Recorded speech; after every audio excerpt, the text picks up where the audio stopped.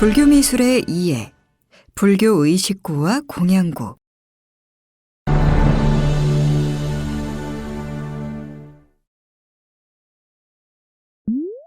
신앙생활을 위해서 반드시 필요한 물품이 있습니다. 한편 사람이 살아가는 데에는 종교와 상관없이 필수품이 있습니다. 불교가 들어오고 공예 문화에는 어떠한 변화가 있었을까요? 이전에는 사용하지 않았지만 불교의식을 위해 특별하게 제작되는 경우가 생깁니다. 일상에서 쓰는 생활용구지만 사찰에서 새로운 의미를 담은 상징물이 되기도 합니다. 이번 시간에는 불교와 관련된 공예품을 알아보겠습니다. 먼저 경건하고 엄숙하면서 종교적 분위기를 고취하기 위한 의식구에 대하여 살펴보겠습니다. 이번 학습을 통해 여러분은 불교 공예의 분류를 이해하고 의식구에 대해 알 수 있게 됩니다.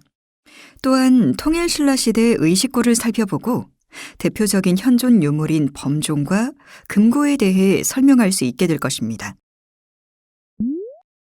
불교 미술에는 여러 분야가 있습니다. 보통 회화, 조각, 건축, 그리고 공예로 구분합니다. 우리는 앞서 불상을 통해 조각을 살펴봤고 사리 장엄구를 통해 공예품도 공부했습니다.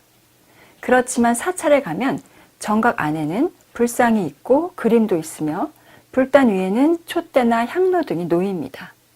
불교 의례에도 존상을 표현한 그림이나 조각과 함께 각종 의식구가 포함됩니다. 이처럼 함께 있을 때 더 많은 것에 대해 생각해 볼 수 있을 것입니다. 분야를 나누어 공부하다 보면 전체를 놓치기 쉬운 측면도 있습니다. 그럼에도 불교 미술을 이해하기 위한 첫 단계에서는 기존에 연구된 성과를 중심으로 분야를 나누어 살펴보는 것이 효과적일 수도 있습니다. 공예도 비슷합니다. 일반적으로 불교 공예는 쓰임에 따라 구분하여 설명합니다. 기준을 어떻게 보는가에 따라 다양한 종류로 나눌 수 있지만 기존의 연구를 참고하면 용도에 따라 장엄구, 의식구, 그리고 공양구로 분류합니다. 이렇게 나누면 불교 공예의 일부는 포함되지 않을 수도 있습니다. 그럼에도 이해의 편의를 위하여 종류를 구분하여 살펴보겠습니다. 먼저 장엄구는 부처의 공간을 장엄하는 것으로 사리고, 천계, 불단, 당번 등이 해당됩니다. 당번은 불보살의 위엄을 표시하고 불전을 장엄하는 당과 번을 뜻하는데 다소 차이가 있지만 모두 깃발입니다. 불단은 불상을 안치하기 위해 만든 높은 단을 뜻합니다.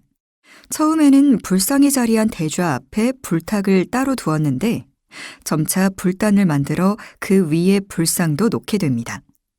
또한 불단의 폭이 넓어지면서 탁자의 기능도 겸하게 됩니다.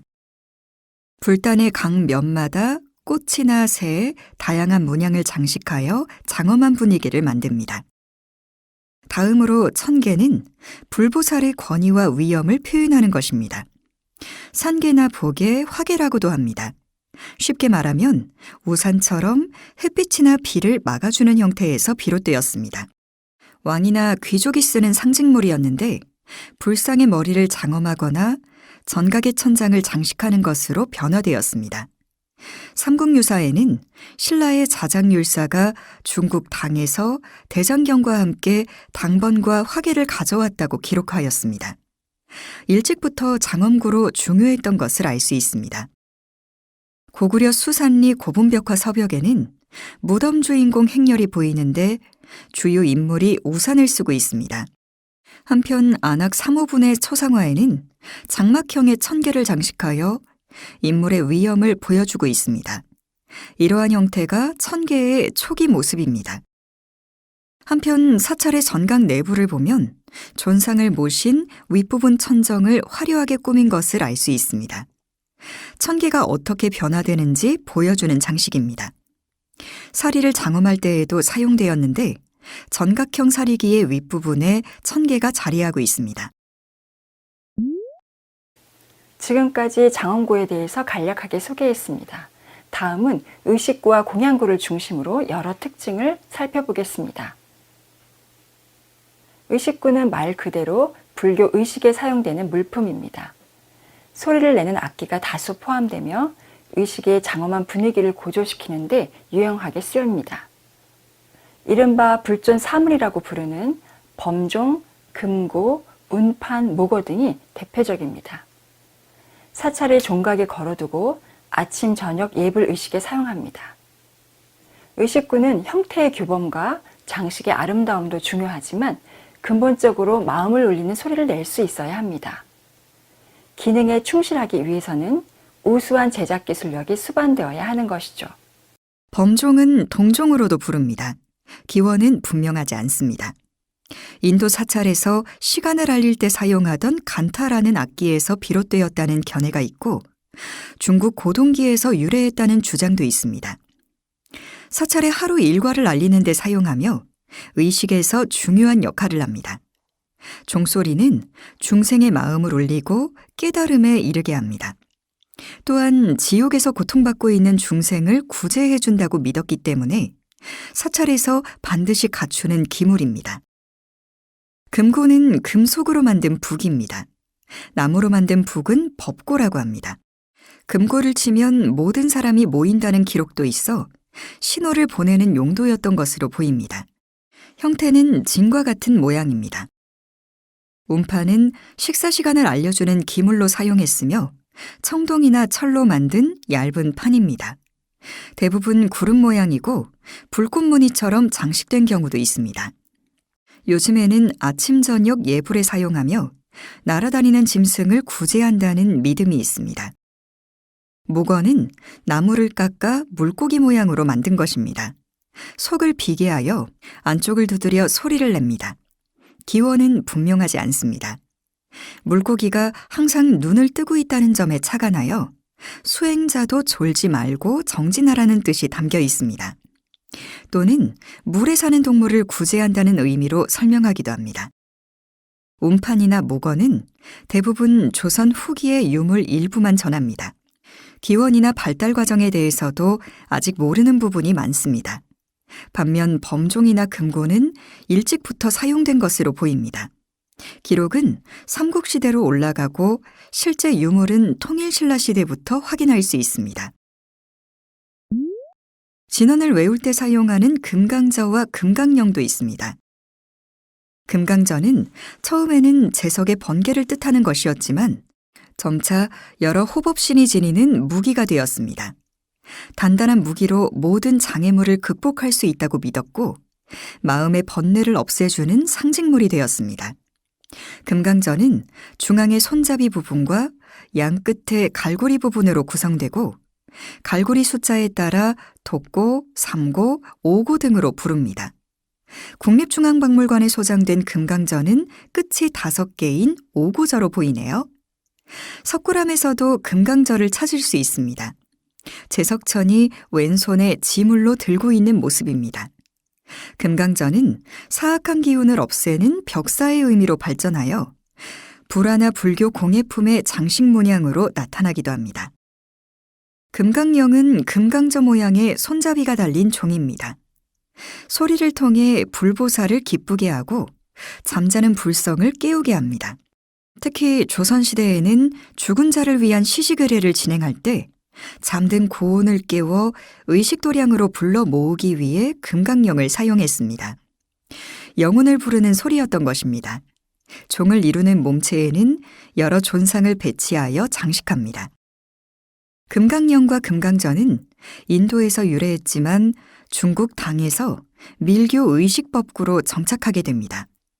우리나라에서는 밀교가 성행하지 않아 종파와 상관없이 일반적인 불교의식에 사용되는 법구로 자리매김하였습니다. 그 밖에 법회에 사용하는 여러 악기가 있고 수행자의 졸음이나 흐트러진 자세를 경계하기 위해 사용하는 죽비 등 다양한 의식구가 제작되었습니다. 의식구 가운데 범종과 금고는 이른 시기부터 제작되었고 사용된 예를 살펴볼 수 있습니다. 지금부터는 통일신라 시대의 유물을 중심으로 특징을 알아보겠습니다. 범종은 한국종이라는 학명을 갖고 있을 정도로 독창적이고 탁월한 문화를 꽃피웠습니다. 삼국 유사에 법당을 세우고 범종을 매달았다는 기록을 통해 6세기부터 범종을 만들어 사용한 것을 알 수 있습니다. 현재는 통일신라 시대부터 유물로 확인됩니다. 실물 자료는 없지만 우리나라에 범종이 유입된 초기에는 중국의 영향이 강했을 것으로 추정됩니다. 그러나 점차 나름의 특징을 구축해가며 제작 기술이 발전했습니다. 종에는 명문을 새긴 경우가 많아 제작된 시기를 알 수 있습니다. 현존 유물 중에서 가장 오래전에 만든 것으로 오대산 상원사 종이 있습니다. 725년에 제작되었습니다. 8세기 중반이면 우리나라에 범종이 들어온 지 상당한 시간이 지난 후입니다. 보통 상원사종을 통일신라 시대 전형적인 특징을 갖춘 범종으로 생각합니다. 중국의 종과 다른 모습이 있기 때문입니다. 6세기 후반에 제작된 중국의 유물과 비교하면서 상원사종을 위에서부터 살펴보겠습니다. 종을 매다는 고리인 종류가 있습니다. 한 마리의 용이 고리를 이루고 있어 용류라고도 부릅니다. 중국의 종은 보통 쌍용으로 만들어 다른 점이 있습니다. 용류 옆에는 음통이 있습니다. 음통은 우리나라 종의 고유한 특징으로 종의 몸체와 연결된 부분에 작은 구멍을 뚫어 종소리의 울림에 영향을 준다고 알려져 있습니다. 또는 종을 만드는 주조 과정에서 장점이 되기도 합니다. 다른 나라의 종에서는 찾을 수 없는 부분입니다. 종의 몸체는 마치 항아리처럼 가운데 부분이 불룩하고 아랫부분은 안으로 약간 오므라든 형태입니다. 종신의 위와 아랫부분에는 상대와 하대라고 부르는 문양띠를 둘렀고 상대 아래에는 사다리꼴 모양의 연곽이 4군데 있습니다. 그 안에는 연뇌가 9개씩 장식되었습니다. 종신의 중심에는 존상이 자리하고 있습니다. 반면 중국의 종은 가로와 세로 공간을 구획하고 가운데 종을 치는 당좌를 표현했습니다. 중국의 유물과는 다른 상원사종의 모습은 우리나라 범종의 전형으로 오랜 시간 전통이 지속됩니다. 다시 종의 윗부분을 자세히 보면 용류 양쪽에 명문이 있고 용과 음통이 섬세하게 표현되었습니다. 명문에는 제작 연대가 있고 승려, 관료, 여성 등 다양한 계층이 후원하여 만들었다고 적었습니다. 몸체에 자리한 비천상도 고부조로 아름답게 묘사했습니다. 흩날리는 천이와 악기를 연주하는 비천상의 자세나 얼굴 표정에 생동감이 넘칩니다. 이러한 외형은 종을 만드는 기술이 상당한 수준에 이른 것을 알려줍니다. 탁월한 제작 기술이 반영된 또 다른 유물은 성덕대왕 신종입니다. 우리나라에 남아있는 종 가운데 최대 규모로 4m에 가까운 높이에 19톤의 무게를 자랑합니다. 그렇지만 성덕대왕 신종이 12만 근의 구리로 만든 것에 비해 황룡사종은 4배의 재료로 만들었다고 기록되어 있습니다. 비록 황룡사종은 전하지 않지만 크기를 가늠하기 어려울 만큼 대형 종을 제작했던 사실을 알 수 있습니다. 상당한 수준의 제작 기술 역량을 짐작할 수 있습니다. 에밀레 종은 경덕왕이 부왕인 성덕왕을 위해 만들었지만 완수하지 못하고 아들인 해공왕 시대 771년에 제작되었습니다. 원래는 성덕왕의 원찰인 봉덕사에 있었기 때문에 봉덕사종으로도 알려져 있습니다. 지금은 국립경주박물관에 소장되어 있습니다. 용류와 음통 종신의 구조는 상원사종과 유사합니다. 몸체에도 비천상이 새겨져 있는데 명문을 사이에 두고 서로 마주하는 자세로 표현되었습니다. 비천은 연화좌 위에 무릎을 꿇고 손잡이가 달린 병양로를 들고 불전에 공양을 드리는 모습입니다. 종의 상대와 하대, 연곽 등에 부조된 보상화문도 섬세하고 화려합니다.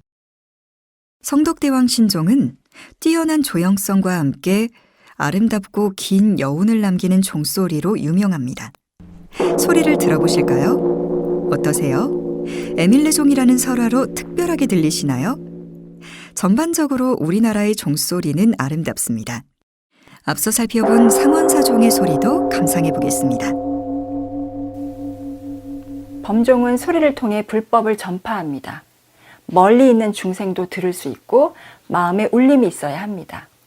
그렇기 때문에 범종을 제작하는 데 어려움이 크고 쉽게 만들 수 없어서 어린 아이를 희생하여 만들었다는 슬픈 이야기도 생겨난 것입니다. 우리나라 범종은 대부분 동과 주석의 합금인 청동을 사용합니다. 종은 철로도 만들지만 청동종이 상품으로 평가됩니다. 구리에 주석을 많이 넣으면 종소리가 맑고 좋은 장점이 있지만 균열이 생기고 타격했을 때 깨지기 쉽습니다. 따라서 오랜 시간 기술을 축적해서 적정 비율을 찾아내야 합니다. 주조 기술의 발전도 필수적이고요. 그래야만 잡음이 없는 맑은 소리가 오래 지속됩니다. 특히 맹놀이 현상이 중요합니다. 진동수가 조금 다른 여러 음이 동시에 들어있어 크고 작은 소리가 반복되는 현상입니다. 소리의 강약이 계속되면서 긴 여운을 남기게 됩니다. 맹놀이 현상은 오랜 시간 멀리까지 범종의 소리가 은은하게 울려 퍼지게 만듭니다. 우리나라 종은 외형이 아름답습니다. 뿐만 아니라 들어보신 것처럼 중저음의 엄숙하고 장중한 소리가 길게 이어지는 뛰어난 음색을 가졌습니다. 이는 의식구가 지니는 이상적인 특징으로 기술적 역량이 바탕이 되어 종교적 성취를 이룬 것입니다. 한편 크기는 상대적으로 작지만 통일신라 시대 양식을 갖춘 범종이 청주 온천동에서 출토되었습니다. 용류 옆에 음통이 자리하고 몸체와 연결된 모습을 확인할 수 있습니다. 통일신라의 범종은 현존하는 수량이 많지 않기 때문에 출토 유물의 가치가 높습니다. 그 밖에 일본 시마네현에 있는 사찰에도 통일신라의 범종이 전합니다. 다음은 금고를 살펴보겠습니다. 금고를 언제부터 사용했는지 분명하지 않습니다. 5세기 후반으로 추정되는 평양 수산리 고분벽화에 쇠북이 표현되어 초기 모습을 상상해 볼 수 있습니다. 고리 3개를 연결하여 매단 모양이나 금고의 외면을 구획하여 장식한 특징이 후대의 금고와 유사합니다. 실물 자료로 전하는 것은 통일신라 9세기 후반에 제작된 유물입니다. 고리가 3개 달리고 뒷면은 뚫려 있으며 앞면은 테두리 선을 그어 장식했습니다. 중심에는 금고를 치는 당좌 부분이고 동심원이 파장을 이루듯 표현되었습니다. 이처럼 당좌, 중간 부분인 중구와 외구로 구분하여 장식하는 것은 금고의 전형적인 특징입니다. 특히 옆면에는 명문이 남아 있습니다. 함통 6년인 895년에 제작되어 연대를 알 수 있습니다. 지금까지 알려진 금고 중에서 가장 이른 시기의 유물입니다. 명문의 뒷부분이 약간 파손되었지만 마지막 글자인 금구가 보입니다. 통일신라 시대의 명칭을 알려주는 중요한 자료입니다. 이 유물은 오랜 시간 신라 유일의 금고로 자리하고 있었는데요. 근래 경상북도 군위 인각사에서 금고가 출토되어 관심을 끌었습니다. 기존의 금고와 비슷하지만 가운데 연꽃무늬 장식이 양각되어 있습니다. 통일신라 후기에서 고려로 이어지는 과도기 양식으로 주목되고 있습니다. 이번 시간에 살펴본 내용을 다시 한번 정리해 봅시다. 학습한 내용을 확인하는 시간을 갖도록 하겠습니다. 평가 문제는 총 2문항이 제시되고 각각 2번의 기회가 주어집니다.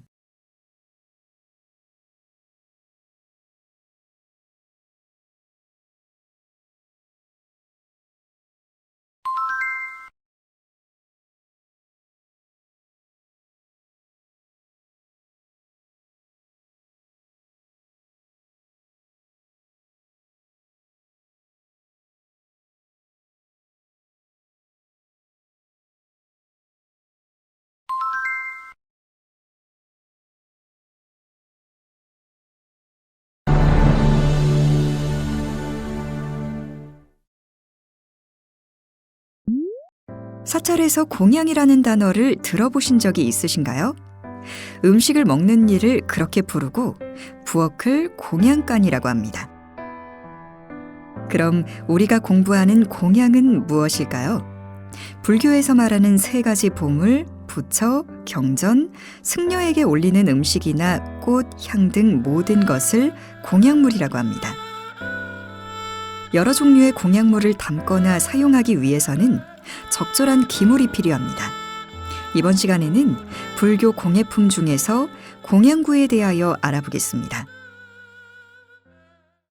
이번 학습을 통해 여러분은 불교 공예품 중에서 공양구에 대해 이해하고 삼국과 통일신라의 대표적인 공양구를 알고 특징에 대해 설명할 수 있게 됩니다.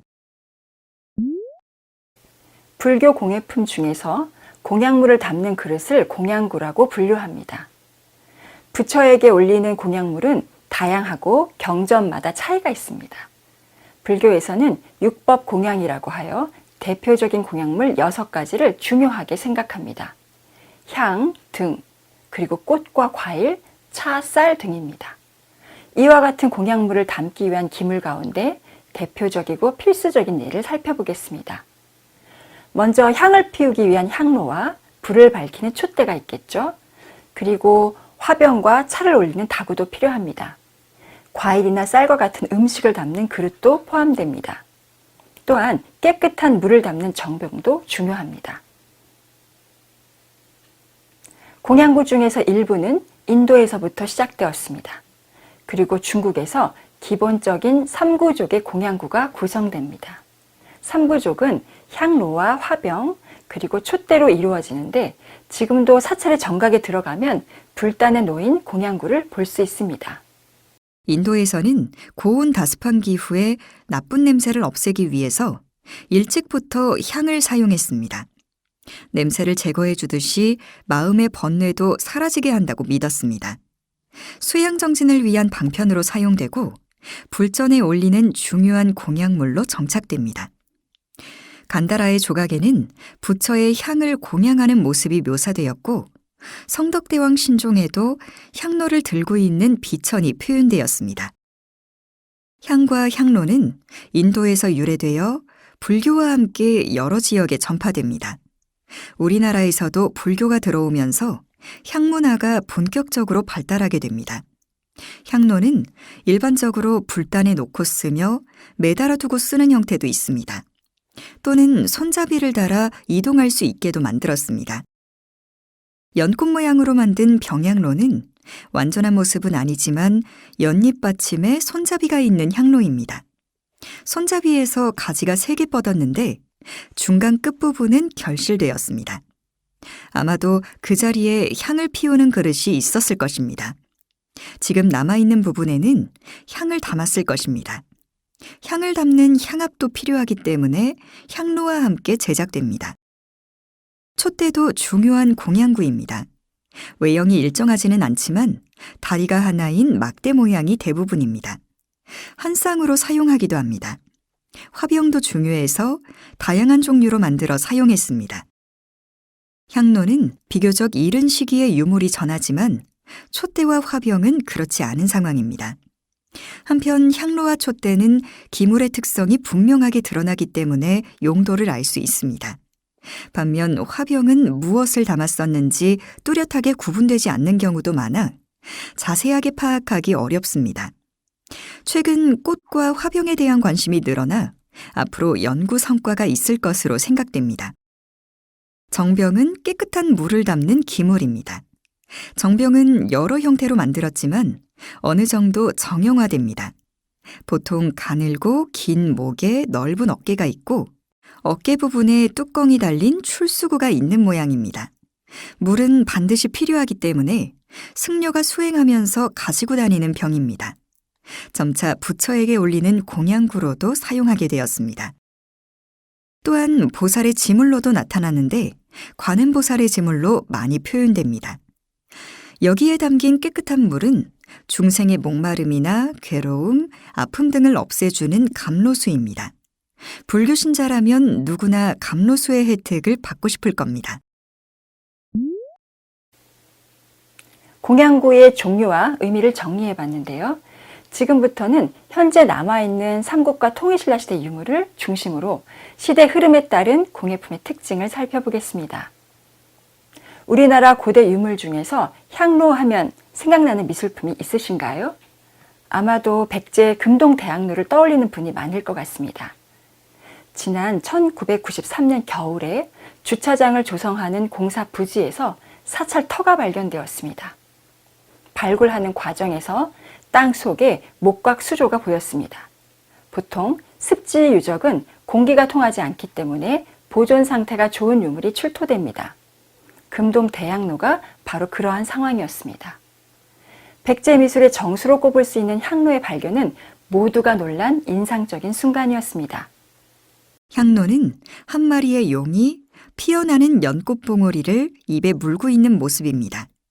향을 피우는 몸체와 뚜껑으로 구성됩니다. 꼭대기에는 봉황이 자리하고 용은 받침대로 만들었습니다. 봉황은 긴 꼬리를 세우고 날개를 활짝 펼치고 있습니다. 구슬 위에 서 있는데 턱 아래에도 여의주 같은 구슬을 품었습니다. 용은 유연하게 몸통을 돌린 모양으로 원형을 만들어 받침의 역할을 합니다. 세 발은 바닥을 지탱하고 앞발 하나는 들어 올려 강한 에너지가 느껴집니다. 몸체는 8장의 연꽃잎이 3단으로 배치되었습니다. 연잎 끝이 밖으로 살짝 들어 올린 듯 표현되어 생동감을 더합니다. 꽃잎에는 물고기와 새, 상상의 동물, 인물 등이 묘사되어 있습니다. 다음은 뚜껑으로 눈을 돌려보겠습니다. 봉황 아래에는 악기를 연주하는 5명의 악사가 자리합니다. 현악기인 완암, 관악기 배소, 피리, 북, 검은고 등이 보입니다. 그 아래 5개 봉우리에는 새가 앉아 있습니다. 악사와 봉우리 뒤편에 각 5개씩 연기 구멍이 있습니다. 꼭대기 봉황의 가슴에도 2개 있습니다. 산봉우리는 아래로 중첩되면서 둘러졌습니다. 사이사이에는 여러 형상의 인물, 코끼리와 원숭이 같은 동물, 그리고 기이한 상상의 동물이 표현됩니다. 산악 모양의 뚜껑에는 봉우리가 70여 개, 신선의 모습을 포함한 10여 명의 인물, 40여 마리의 동물과 여러 식물로 파악됩니다. 수많은 도상에는 아직도 모르는 이야기가 숨겨 있습니다. 머리에 사람을 태우고 걸어가는 코끼리는 무엇일까요? 백제시대 코끼리는 어떤 동물이었는지 궁금합니다. 그 위에 있는 인면조신도 재미있습니다. 새의 몸에 사람의 얼굴을 하고 어딘가 응시하고 있습니다. 백제 사람들은 이와 같이 특별한 모습의 향로를 왜 그리고 어떻게 만들게 되었을까요? 금동대향로는 기본적으로 박산로의 형태입니다. 박산 모양으로 만든 향로를 박산로라고 부르는데 박산은 중국 전설에 등장하는 산입니다. 바다 가운데 있고 불로장생의 신선이 산다고 합니다. 평양 서감리 9호분에서 출토된 유물처럼 물을 상징하는 원형 받침대 위에 산 모양의 뚜껑을 덮은 몸체가 있는 외형입니다. 이러한 향로는 중국 한나라 때부터 유행합니다. 금동대향로는 박산로의 외형에서 비롯되었지만 많은 변화를 보입니다. 봉황과 용, 그리고 산악 모양의 뚜껑과 연화형 몸체는 새롭게 조화를 이루고 있습니다. 또한 그 안에 있는 수많은 도상에는 불교적 요소가 보이고 때로는 도교와 관련된 신선도 나타납니다. 또한 백제 전통으로 이어지는 토착신앙을 반영하는 다양한 새도 등장합니다. 마치 백제인들이 생각하는 낙원의 세계를 펼쳐놓은 것 같습니다. 특히 용의 입에서 피어나는 연화형 몸체는 불교의 연화화생 사상을 표현하는 것입니다. 연화화생은 우주 만물이 연꽃에서 태어난다는 생명관으로 극락에서 연꽃을 통해 다시 태어나는 것을 상징합니다. 금동대학로는 보통의 박산로보다 훨씬 크면서 탁월한 조형미를 지니고 있습니다. 세부까지 정교한 표현을 일치하는 것은 우수한 주조 기술이 뒷받침되었기 때문입니다. 향로는 구리와 주석을 합금하여 밀랍 주조법으로 제작했습니다. 먼저 밀랍으로 모형을 만들고 거푸집 재료로 모형을 감싼 후에 열을 가합니다. 밀랍이 녹아내린 자리에 녹인 금속을 부어 형태를 만드는 방법이죠. 밀랍주조법은 복잡한 기형을 만드는 데 적합한 기술입니다. 향로는 봉황이 있는 뚜껑, 몸체, 받침 등 세 부분으로 나누어 주조된 것으로 보입니다. 기형을 완성한 다음에 표면은 수은 아말갑 기법으로 도금했습니다. 수은에 금을 녹여 기물의 표면에 바른 다음에 열을 가해서 수은은 날리고 금을 부착하는 방식입니다. 도상의 작은 부분까지 섬세하고 도금의 두께는 일정해서 백제의 공예 기술이 놀라울 정도입니다. 금동대양로가 발견된 다음에 출토지 주변 목탑터에서 명문이 부착하는 방식입니다. 수습되었습니다. 사리를 보관했던 석조 사리감입니다. 감실의 좌우에는 글자가 새겨져 있는데 위덕왕 때인 567년에 성왕에 따르면서 위덕왕의 누이인 공주의 발언으로 봉안한다는 내용이 확인됩니다. 신라와의 전투에서 비참하게 사망한 성왕을 추모하기 위해 만든 것으로 보입니다. 따라서 향로의 제작 시기도 비슷할 것으로 추정되고 있습니다. 삼국시대를 지나고 통일신라가 되면 향로도 다양하게 발달합니다. 특히 손잡이가 달린 병양로가 많이 제작되었습니다. 지난 2008년 경상북도 군위 인각사에서 발견된 유물 중에 병양로가 보입니다. 인각사의 공양부 일괄 유물은 명확한 출토지와 대략의 연대를 파악할 수 있는 중요한 자료입니다. 통일신라 시대의 불교 공예품의 출토 사례가 매우 적기 때문입니다. 병양로는 향을 피우는 몸체에 긴 손잡이가 달려 있습니다. 몸체는 연화형 받침이 있고 입둘레가 바깥으로 벌어졌습니다. 손잡이의 끝은 직각으로 꺾여 마무리되었는데 꼬리를 세운 사자 한 마리가 앉아 있습니다. 몸체와 손잡이의 균형을 이루기 위해 고안된 것입니다. 이처럼 이동할 수 있는 병양로는 인도에서도 제작되었습니다. 향을 피우는 그릇에 손잡이가 달렸는데 동물의 몸통을 길게 늘려 손잡이로 만든 재미있는 형태입니다. 인각사의 병양로와 같은 유형은 중국 남북조 시대에 크게 유행하면서 우리나라에 전해졌습니다. 삼성미술관에도 비슷한 병양로가 전하며 경상남도 창녕 마를리 유적지에서도 출토되었습니다. 인각사지 출토품 중에는 향압도 있습니다. 몸체에 뚜껑이 있고 윗부분은 탑처럼 생겼습니다. 탑형압은 사리를 담는 기물로 인도에서 비롯되었는데 향을 담는 그릇으로도 사용되었습니다. 병양로와 향압의 세트는 비슷한 시대 중국이나 일본에서도 많이 발견됩니다. 특히 일본 호류지에 전하는 옥충주자는 7세기 중반에 제작된 유물로 몸체에 그림이 남아 있습니다. 그 중에는 승려가 향을 공양하는 모습도 보입니다. 자세히 관찰하면 손잡이가 긴 향로를 들고 있고 손잡이 끝에 향압도 함께 묘사되어 있습니다. 병양로와 향압을 같이 들고 향로를 지속적으로 넣으면서 향을 피운 것을 알 수 있습니다. 유물로만 전하는 것과 달리 실제 사용한 생생한 모습을 담고 있습니다. 인각사 출토품 중에는 정병도 2점 포함됩니다. 크기는 조금 다르지만 기본적인 외형은 유사합니다. 고대 인도에서 정병은 수행 생활을 하는 승려가 마시는 물을 담는 용기였습니다.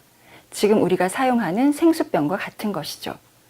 수행 도구였지만 동시에 불전에 올리는 물을 담는 공양구가 되었습니다. 또한 청관샘경이 알려지면서 의식구로도 기능이 확장됩니다. 경전에는 버드나무 가지로 깨끗한 물을 뿌려 환자의 병을 고치는 양지정수법이 담겨 있습니다. 이는 3세기 말에 중국에 온 인도의 승려가 처음 시행한 치병 수단이었습니다. 새로운 신앙의 영향으로 정병은 관음보살의 지물로 자주 등장하게 됩니다. 특히 고려 수월 관음도에는 버드나무 가지가 있는 정병이 자세하게 묘사되어 있습니다. 기존의 통일신라 시대 정병이 출토된 예가 거의 없기 때문에 인각사의 정병은 주목받았습니다. 이후에도 강원도 삼척시 흥전리 절터에서도 통일신라 정병이 2점 추가되었습니다. 모두가 관심을 가졌죠. 현재 남아있는 정병은 대부분 고려시대 유물로 관련된 연구도 고려에 집중되어 있습니다. 앞으로 통일신라 정병에 대해서도 연구 성과가 있을 것으로 기대됩니다. 이번 시간에 살펴본 내용을 다시 한번 정리해 봅시다. 학습한 내용을 확인하는 시간을 갖도록 하겠습니다. 평가 문제는 총 2문항이 제시되고 각각 2번의 기회가 주어집니다.